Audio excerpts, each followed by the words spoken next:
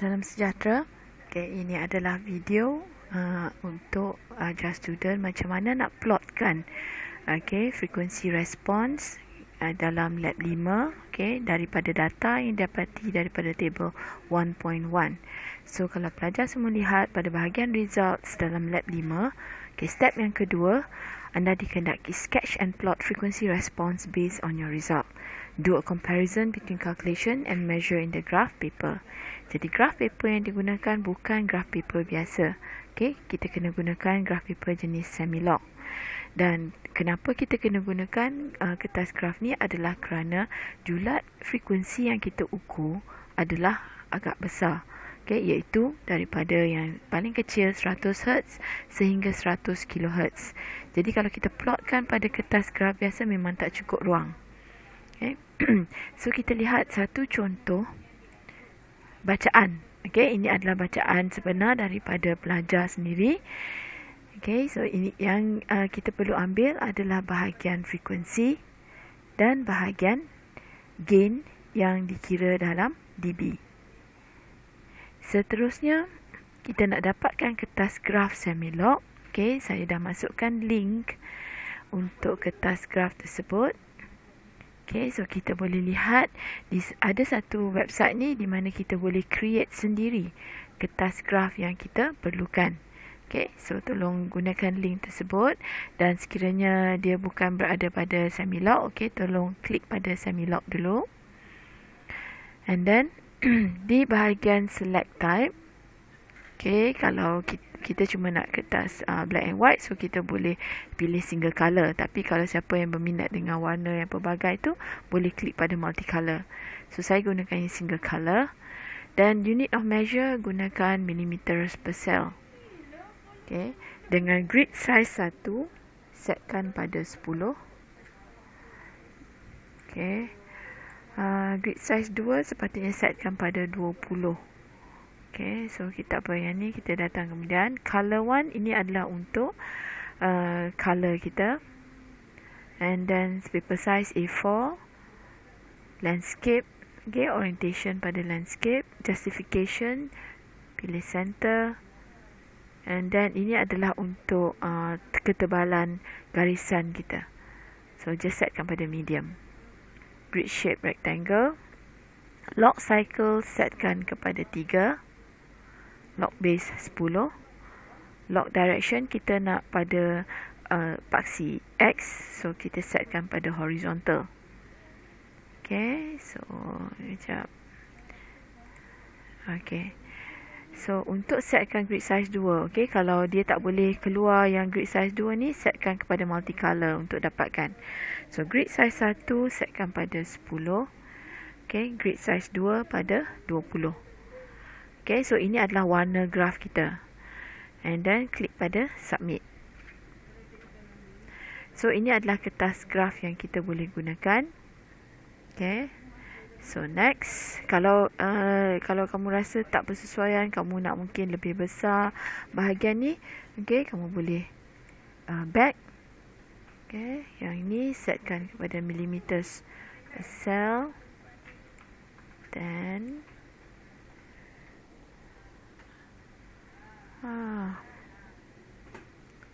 tak boleh pula.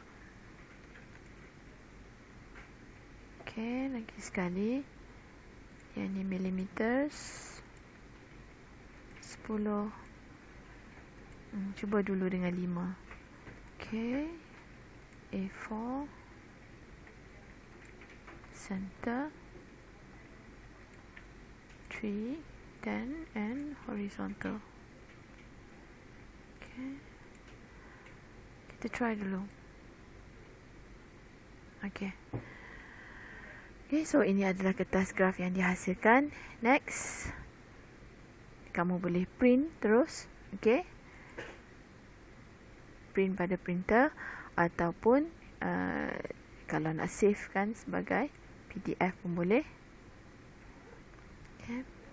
Dan save kan.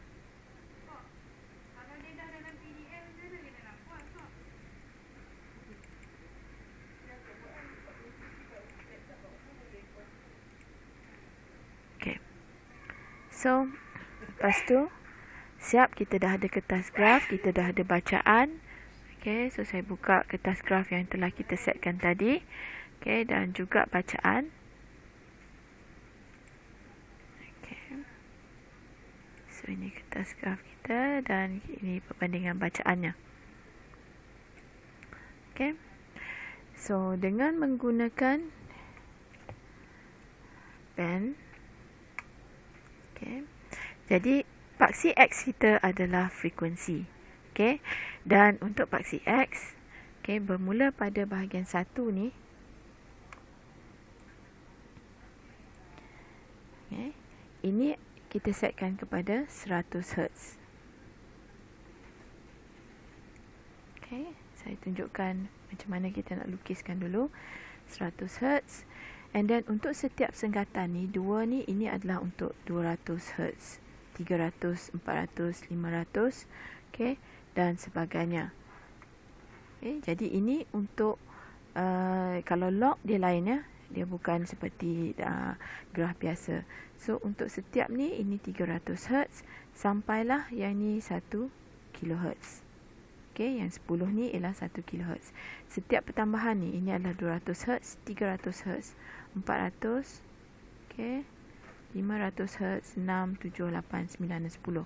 So jangan risau mengenai senggatan yang tidak sekata. Ini memang biasa untuk graf jenis log. Okay, semi log ni. So kemudian dari 1 kHz, pertambahan ini bukan 1.2 kHz, ini adalah 2 kHz. Okay, 3 kHz, 4, 5 kHz dan sampai 10 kHz. Okay. Dan dari 10 kHz, kemudian ini adalah 20 kHz. Pertambahan dia adalah bergantung kepada nilai dia yang pada permulaan ni. So ini 30K, 50 kHz, sehinggalah kita dapat maksimum kita 100 kHz. Okay. And di bahagian paksi Y ni, ini adalah gain. Okay, gain dalam dB. Dan bahagian paksi Y ni macam biasa, tak ada masalah. Okay, so kita lihat bacaan kita. So untuk bahagian frekuensi, okay, untuk bahagian frekuensi, julat kita adalah daripada 100 Hz sehingga 100 kHz. So dah muat dalam kertas graf kita. Okay, kemudian kita lihat pula di bahagian gain. Okay, di bahagian gain bermula daripada negatif 0.017 dB sehinggalah 17 dB. Okay, so kita kena plotkan dekat bahagian sini. Okay, maksimum kita adalah pada 0 dB. Okay, dan dia akan berkurangan sehingga negatif 17. Jadi maksudnya paksi Y kita mulakan dengan 0 dB dekat sini. Okay. Sini kita mulakan pada, katakan di sini 0. Kemudian negatif 1, negatif 2, negatif 3. Okay.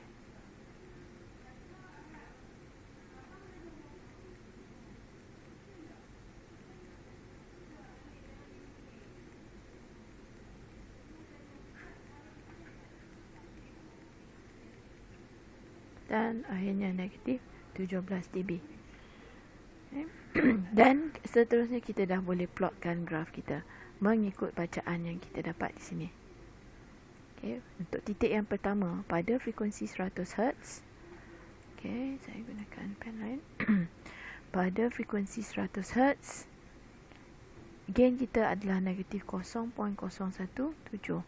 So negatif 0.017 dia berhampiran dengan kosong. So kita boleh klikkan pada kosong. And then yang kedua pun sama pada frekuensi 300. Okay, pada frekuensi 300 pun sama. And next, untuk bacaan yang seterusnya pada 500 Hz. negatif 0.087, so pada 500. Negatif 0.08, so dia dah berhampiran dengan 1. Okay, so kita boleh klikkan dekat sini. 0.08. Okay, lebih kurang kat sini. Okay. Sorry, 0.08 lebih tinggi sikit, 0.08. Okay, ingat dia sebab dia terbalik. So 0.08.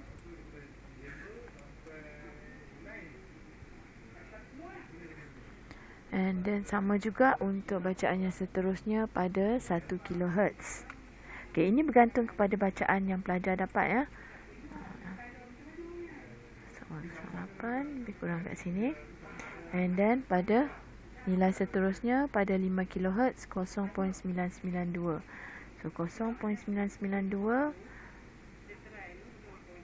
pada 5 kHz. Okay, dia dah hampir dengan negatif 1. Ada bacaan seterusnya iaitu 10. Okay, 10 kHz ialah negatif 2.9. So lebih kurang negatif 3. So pada 10 kHz bacaan kita adalah pada negatif 3. Okay. And next pada 20 kHz negatif 6.8 lebih kurang negatif 7. Pada 20 kHz lebih kurang negatif 7. Sorry. Lebih kurang negatif 7 sebab negatif 6.8. 30 kHz. Okay, 30 kHz pada negatif 9. So it's about negatif 10. 50 kHz pada negatif 12 atau berhampiran dengan negatif 13 dan 100 kHz pada negatif 17. Okay, seterusnya plotkan graf. Okay, sebaik yang mungkin lah. Kita try ya. Daripada 0.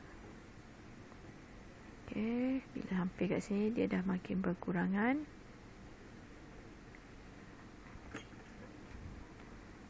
Okay, cuba yang sebaik yang mungkin ya. Okay, sebab saya gunakan pen ni dia tak berapa tepat. Okay, sorry. Kita akan cuba lagi sekali. Okay, daripada titik ni.